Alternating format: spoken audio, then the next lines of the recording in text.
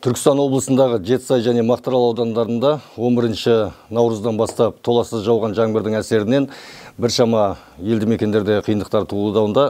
Яғни аталған аудандардың елді мекендерінде қазіргі таңда жер асты су көтерілуімен қатар толассыз жаңбырдың сулары жерге сіңбей көшелер мен үйлердің аулаларын су басуда.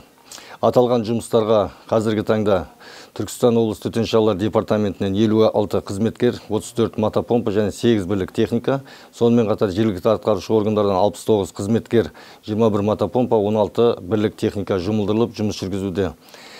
Осы атқарылған жұмыстардың нәтижесінде бүгінгі таңда Жетісай ауданында 76 ауладан, ал Мақтаарал ауданында 73 ауладан барлығы 16 мыңнан аса кубты құрайтын сулар қауіпсіз аймаққа айдалып отыр.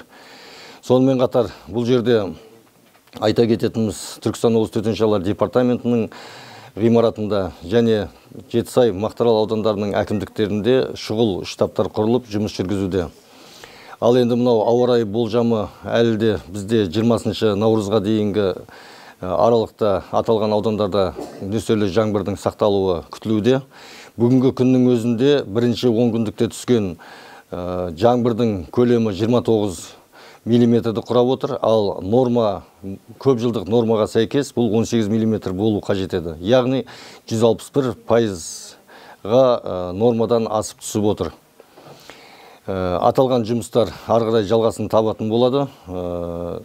Сонымен қатар күшейтілген қызмет түріне қазір барлық қызметтер мен департаменттің күш пен құралдары көшіріліп отыр.